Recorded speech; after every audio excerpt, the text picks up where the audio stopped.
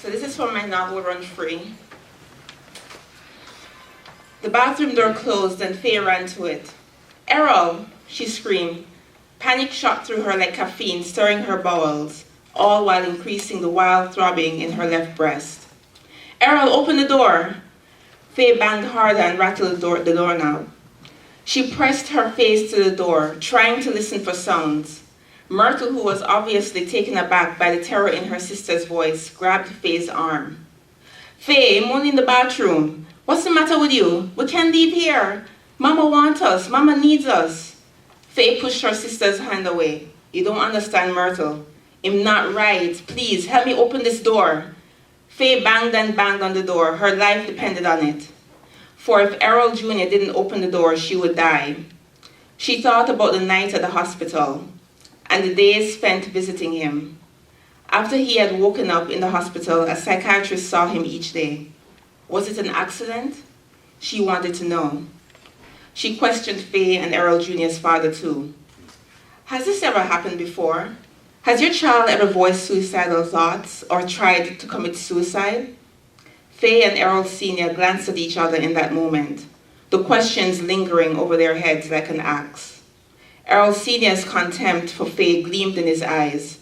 Under the frozen heat of his glance, Faye stuttered a response in a girlish voice, wholly animated in her shame and confusion.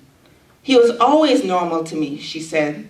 "I mean, him get good grades, him obedient, him playing the basketball team, and him in the church choir." Before Faye could finish, Errol Sr. walked out of the room and slammed the door behind him. Faye was embarrassed by her husband's sudden departure, the tension and drama making it impossible to meet the psychiatrist's gaze. While she sat there, Faye heard her son, her baby boy, telling the psychiatrist that it was an accident, that it was an accident that he survived, that it was an accident that Faye walked in when she did and pulled him down from the rope. He told the woman that his whole life was an accident, that he shouldn't have been born. Try as she might, Faye could not remove herself from the uncomfortable metal chair and walk out. Faye wondered if she wasn't accented, a foreigner, if the woman would have been more inclined to be gentler, to explain what her son was saying. Faye banged on the bathroom door harder now. "Errol, open the door!" She banged harder than her heels had hit the ground as she flew down those flights of stairs to escape that meeting with the psychiatrist. She was desperate to get away from the woman's condescending tone when she asked, "How long have you noticed, Mrs. Phillips?" Faye remembered then the conversation between him and his father. She was there in the room, though shrunken in the presence of her husband. "I'm not a boy," her son had said in defiance that day. "So you're saying you're a man now?" "I didn't say that." "So what you saying then?" his father asked. "I'm not a boy."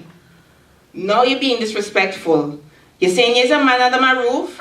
A man in this blinking house under my roof? Get out, boy!" Faye's hand had rested on the base of her throat, as though her son's words were lodged there too. She knew them, yet swallowed them with force. The psychiatrist introduced Faye to some other doctors in white coats, residents. They all stared at her son, who was on suicide watch from the glass window, and talked amongst themselves. That's what we call a severe case," the psychiatrist told the residents in front of Faye. She told the residents that Errol Jr. was a prime candidate. A candidate for what?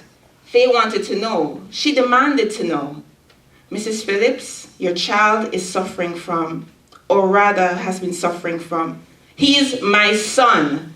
Please be specific and refer to him as my son."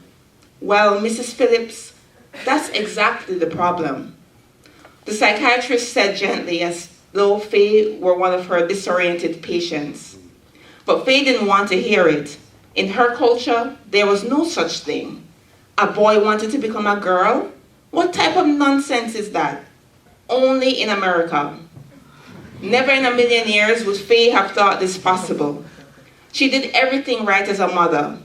So when she flew down those those flights of stairs and through those hospital doors into the bright daylight, Faye knew what she had to do. She had to take her son back home to Jamaica. "Errol, She was now pounding the bathroom door. She wanted to throw her body against the door to break it. Errol, please. The possibility of never seeing her son again was unbearable. She was so close yet so far away. She would bang forever if she had to. Her voice was shrill, piercing like a naked scream. There was no sound coming from the bathroom, no indication of life in there at all. For a second, Faye thought she might have mistaken, hoped that she had mistaken. But she had seen him enter, had heard the door close. The only thing she was uncertain of now, in this moment, as she banged and banged, was her son's name.